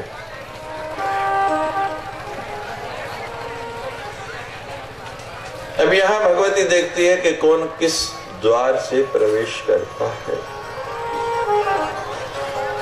कोई मोक्ष पाना चाहता है, कोई संसार की वस्तुएं पाना चाहता है, कोई एकांत में बैठ के मां भगवती की आराधना करना चाहता है, उनको वो भी प्राप्त हो जाता है। जिसे मां भगवती ने दोनों से कहा कि तुम्हें क्या चाहिए, तो वो जो सुरथ नाम का राजा है कहने लगा, मां मेरा खोया हुआ राज्य, मेरी खोई हुई पत्नी, मेरा खोया हुआ परिवार मुझे फिर से वापस मिल जाए। मां भगवती कहती है मुझे थोड़ा देने की आदत नहीं, जो तू मांग रहा है ना वो बहुत थोड़ा है। सूरज को कहा कि खोया हुआ राज्य नहीं, मैं तुझे इतना राज्य देती हूं कि पूरे ब्रह्मांड पे तेरा शासन होगा। सावर्णी नाम का मनु बना वो, ऐसी मेरी मां भगवती ने कृपा कर। सूरज को देने के बाद मां समाधि की ओर हुई कि बोलो तुम्हें क्या चाहिए? समाधि मुस्कुरा रहा है, हंस रहा है।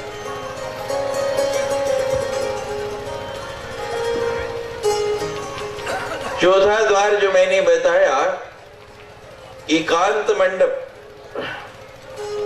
मुक्ति मंडप, ज्ञान मंडप, और चौथा आपको बताया था संसार का ही प्राप्ति करने वाला। जो उन 4 द्वारों की ओर नहीं देख रहा है, जो अपनी मस्ती में लय है, फिर भगवती क्या करते हैं? उसके लिए 4 द्वार खुल जाते हैं। और जब वो भीतर प्रवेश करता है, भीतर जाके क्या देखता है? वही पंचप्रीत आसन जो आपको बताया, ब्रह्मा, विष्णु, रुद्र और ईश्वर जिसका एक एक पाया है, और सदा शिव स्वयं जिसका पटड़ा बने हुए। भूतानाम अखिलेशु च, यानी पांचों के पांचों भूत एक एक देवता के रूप में 4 पाए बने हुए, और एक ऊपर लेटा हुआ, और उसके ऊपर वो पराम्बा भगवती शक्ति राजराजेश्वरी स्वयं विराजमान है। उसको वही मिलता है जो समाधि मांग रहा। समाधि क्या कहता है? हम पढ़ते हैं, जब समझ नहीं थी, ज्ञान नहीं था, तो हैरानी होती थी, सोच होती थी कि इतना तप करने के बाद, इतनी तपस्या के बाद लोग बड़ी छोटी छोटी वस्तुएं मांगते हैं। जिन्होंने भी तप किया, सब पुराणों में कथाएं भरी पड़ी हैं, लेकिन कोई समाधि जैसा विरला, वो कहता है मां मांगने को बचा ही क्या, मांगने को जिसके लिए इतनी साधना की उसे मैं उसे ही मांग लो ना। लेकिन माया या देवी सर्वभूतेषु विष्णु मायते शब्दिता, वो मांगने कहाँ देती है।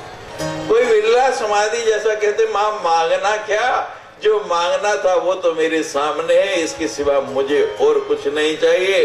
देना है तो यही दो कि आपकी ये छवि सदा मेरे सामने रहे। जब ऐसी बात कही तो भगवती के उस सुंदर रूप से ऐसी एक ज्योति आई।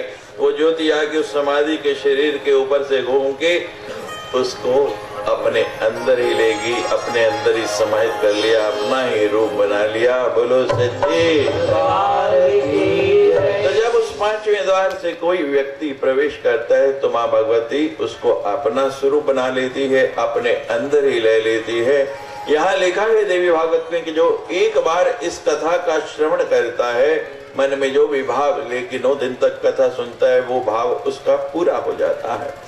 बहुत कठिन कार्य हो तो 5 आवृत्ति इसकी कर ले, 5 बार श्रवण कर ले तो कठिन से कठिन कार्य भी शुरू उसका पूर्ण हो जाता है। और जिसकी इच्छा समाधि की तरह माँ में ही लय होने की है, तो यहाँ लिखा है कि जो 9 बार उसकी कथा कर लेता है, जो 9 बार श्रवण कर ले, माँ भगवती फिर समाधि की तरह उसको अपने अंदर ही समाहित बना लेती है, अपना ही रूप बना लेती है, अपने में ही लय कर लेती है। जहाँ हम निवास करते हैं उस प्रदेश में जब हमने पहली बार श्रीमद् देवी भागवत की कथा की, अभी मुझे पढ़ने भी नहीं आती थी, लेकिन किसी की इच्छा थी की तो वहाँ थी ऐसे ही मेरे सामने बैठे नित्य प्रति बहुत सुंदर नृत्य करते रहे। तो उनको जोश आ गया, कहने लगा स्वामी जी मेरी उम्र 95 साल हो गई, अब पता नहीं जीवन कितना है या नहीं, और मेरी बहुत इच्छा है कि 9 बार मैंने कथा सुननी है और हर महीने एक कथा करवाऊंगा। और सचमुच उन्होंने 9 महीने में 9 कथाएं करा के 9 की 9 श्रवण की। और ये सत्य बात बिल्कुल बता रहा हूँ, वहाँ की एक बहुत प्रसिद्ध डॉक्टर हैं, डॉक्टर बसी, उनके वो पिताजी थे। और 9वीं कथा पूर्ण करके हम आश्रम पहुंचे और शाम को समाचार आया कि माँ भगवती के धाम पहुंच गए। बहुत से विषय, बड़ी सुंदर कथाएं, नरकों का वर्णन है, राधा जी का, गायत्री का, भस्म धारण करने का, रुद्राक्ष का, मनसा का, बहुत सुंदर सुंदर प्रसंग आए। शरियाती और उनकी कन्या सुकन्या माँ भगवती की बड़ी आराधिका थी, बड़ा सुंदर हरिश्चंद्र का प्रसंग आया है। और बहुत सी कथाएं समय अभाव के कारण आपको नहीं सुना पाए, माँ से भी और आपसे भी क्षमा चाहेंगे। फिर कभी माँ अवसर देगी तो जरूर आपको और विस्तार से इसको सुनाने का प्रयास करेंगे। तो बड़ा सुंदर यज्ञ हो रहा है। आज ब्राह्मण लोग पूर्ण आहुति देने के लिए तैयार है, पूर्ण आहुति दी जा रही है। तो नारद जी वीणा बजाते बजाते आ गए। नारद जी कहने लगे आज मैंने एक बड़ा अचरज देखा, एक बहुत ही भारी अचरज देखा, बहुत ही विचित्र घटना देखी। जन्मेजय कहते हैं क्या घटना। उधर ब्राह्मण प्रसाद दे रहे, झोली में मंत्रस्था सफला संतु पूर्णा संतु मनोरथा।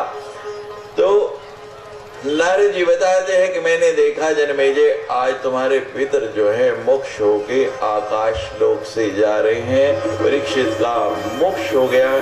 श्रीमद् भागवत के अनुसार, श्रीमद् भागवत सुनने से हो गया, आपको बताया था वो पद्म कल्प की कथा है। और श्रीमद् देवी भागवत के अनुसार ये सारस्वत कल्प की कथा है। क्यों मोक्ष नहीं हुआ था, पुनः आपको स्मरण करा दूं। हमने बताया था कि यहाँ लिखा है कि जिसकी अकाल मृत्यु होती है उसका मोक्ष नहीं। अकाल मृत्यु क्या होती है, 3 कारण बताए गए। पहला किसी ऋषि या ब्राह्मण का शाप हो, दूसरा दुर्घटनावश मृत्यु हो जैसे आग में जलने से, एक्सीडेंट होने से, नदी में डूबने से या सर्पदंश से, और तीसरा कारण के अंतिम समय से अगर भूमि का स्पर्श नहीं होता। तो ये 3 कारण।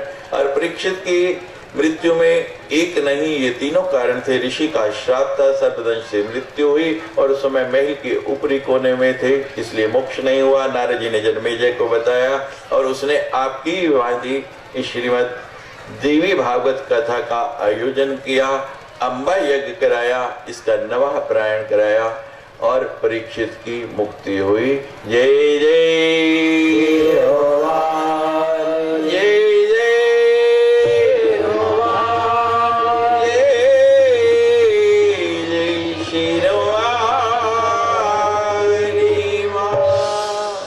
इससे पहले कि हम अंतिम श्लोक बोल के कथा को विराम दें, 5-10 मिनट आपके और ले दें।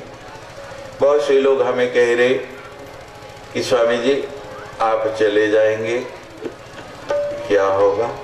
हम जा कर रहे हैं भाई, आप जबरदस्ती हमें भेजना चाहते हैं तो बात अलग है। हम आते हैं जाते नहीं, हम आने वाले हैं जाने वाले।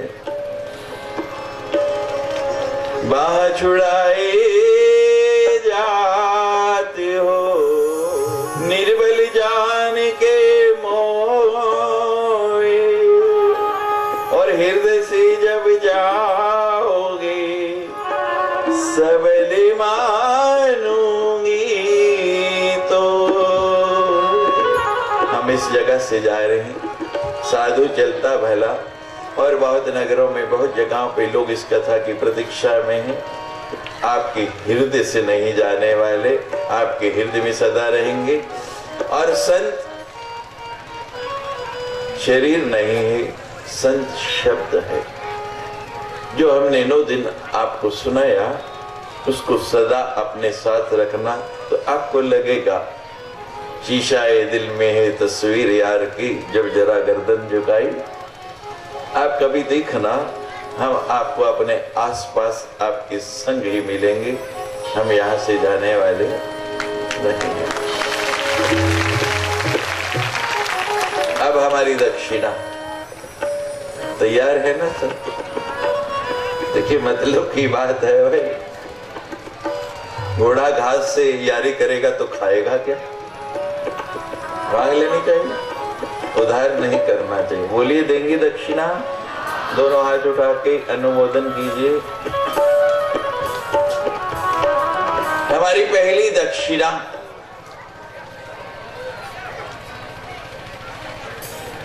आप ये बताइए, आपका घर अगर गंदा है तो उसे साफ करते हैं या घर छोड़ के चले जाते हैं? घर छोड़ के तो नहीं जाते। हमारा धर्म बड़ा सुंदर है, और भगवान ने कहा है स्वधर्मे निधनम श्रेया, के अपने धर्म में मरना भी हितकारी है। हमारे धर्म में अगर कोई बुराई भी, पहली बात तो है ही नहीं, लेकिन अगर किसी को लगती है, कोई बताता है, कोई कहता है इसमें ये बुराई है, तो आपको उसको देखना नहीं। अगर लगती है तो क्या करना है? उसकी सफाई करना है। मैं देश विदेश घूमता हूं, मैं देखता हूं कोई अपने धर्म की निंदा नहीं करता सिवाय हिंदू के। हम हिंदू लोग अपने ही धर्म की निंदा करते हैं। यहाँ जितने भी लोग बैठे हैं, आज दोनों हाथ उठा के मुझे पहली दक्षिणा ये देंगे कि हम जीवन में कभी भी अपने धर्म की निंदा नहीं करेंगे। बोलिए, हम कभी भी अपने धर्म की निंदा, हम कभी भी अपने धर्म की निंदा, हम कभी भी अपने धर्म की निंदा। ये मेरी पहली दक्षिणा है। कोई निंदा कर रहा है तो उसको मना करेंगे, रोकेंगे, और कुछ नहीं कर सकते तो अपने कानों में उस बात को आने नहीं देंगे, वहां से चले जाएंगे। तो जब कोई सुनने वाला ही नहीं होगा तो किसके सामने करेगा? हमारी दूसरी दक्षिणा, 9 दिन आपको कथा सुनाई है ना? बोलिए। कई बार कोई ऐसी बातें भी कहेंगे होंगे जो अच्छी नहीं थी, आपको अच्छी नहीं लगी होंगी, तो उसको याद नहीं रखना, भूल जाना है। और जो बात अच्छी लगी हो उसको मात्र याद नहीं रखना है, जीवन में उतारने का प्रयास करना है। हमारी दूसरी दक्षिणा दीजिए कि हम इसमें से जो अच्छा लगा उसमें से कुछ ना कुछ अपने जीवन में जरूर उतारेंगे। बोलिए, जो भी कोई बात अच्छी लगी हम अपने जीवन में जरूर उतारेंगे। ये मेरी दूसरी दक्षिणा है। अब तीसरी दक्षिणा, बिना सोचे समझे हाथ ऊपर नहीं करना। पहले सुन लेना। हम कहते मेरे पड़ोसी ने किया इसलिए मैंने भी कर दिया, ऐसा नहीं, सोच समझ के करना। देखिए शास्त्र में तो ये लिखा है कि जिसका घर 50 गज के अंदर है उसको नित्य प्रति मंदिर दर्शन के लिए जाना चाहिए। उससे जितनी दूरी होती जाती है उतना ही समय का भी बदलाव आता जाता है। तो जो यहाँ गांव के लोग हैं वो प्रतिदिन, जो दूर के हैं वो सप्ताह में एक दिन, जो उससे दूर के हैं वो महीने में एक दिन कम से कम इन गुरु चरणों का, इन पादुकाओं का दर्शन करने जरूर आना। बोलिए हम जहाँ जहाँ रहते हैं जितना जितना समय मिलेगा हम यहाँ पर निश्चित रूप से आके इनका दर्शन करें। हमको बस मत आपसे यही चाहिए। बाकी तो मेरी माँ भगवती परम्परा बहुत देने वाली है और इतना दिया है कि हमसे संभाला ही नहीं जाता, और करेंगे भी क्या। तो सृष्टि का नियम है महाराज, हर सुबह की शाम और हर शाम की रात होगी। ये सृष्टि का नियम है। हर सुबह की शाम और हर शाम की रात होगी। मेरी सदगुरु और भगवती ने चाहा तो जिंदगी में फिर किसी ना किसी मोड़ पर जरूर आपसे मुलाकात होगी। अब के बिछड़े फिर मिलेंगे,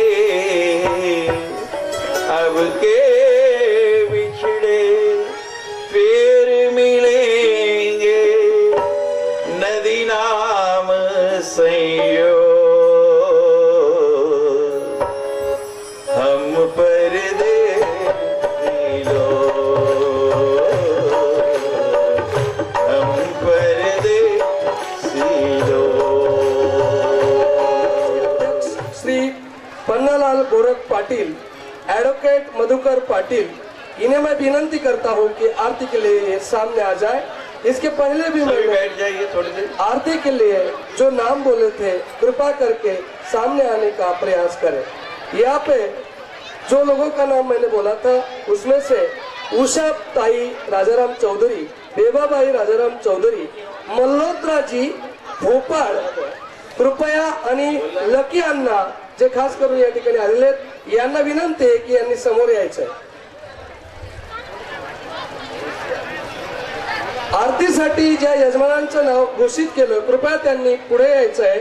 दुसरी महत्वाची सूचना आहे, सर्वांना महाप्रसादाचा लाभ घ्यायचा आहे, गोंधळ करायचा नाही। महाप्रसाद घेते वेळी पाणी, पाऊच आणि ज्या ताटामध्ये जेवण देणार आहेत त्याच्यासाठी बाहेर ट्रॅक्टर उभे आहेत तिथं ते टाकायचंय। आम्ही कुठलाही पान उचलणार नाही। याला कारण आहे महाप्रसाद आहे, तुमची सेवा या पंडालमध्ये घडू द्या एवढी विनंती करतो।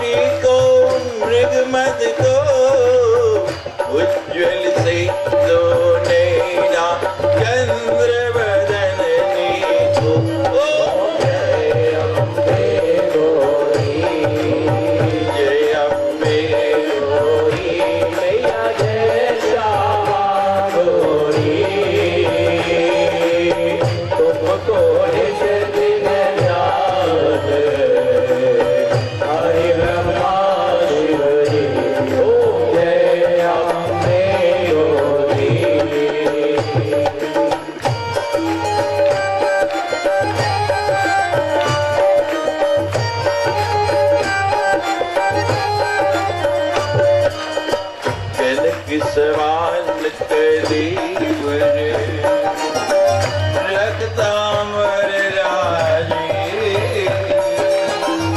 रक्त पुष्प घंटन में साजे ओम जय अम्बे गौरी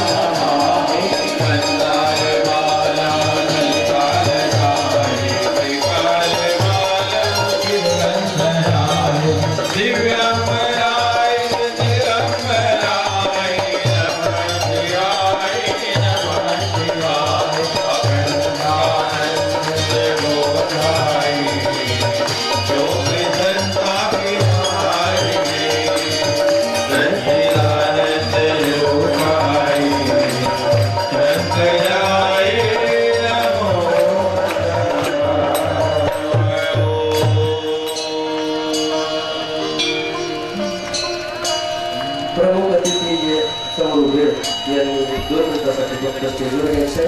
त्यानंतर ज्यांनी या कार्यक्रमाला भूमीचं दान केलेलं आहे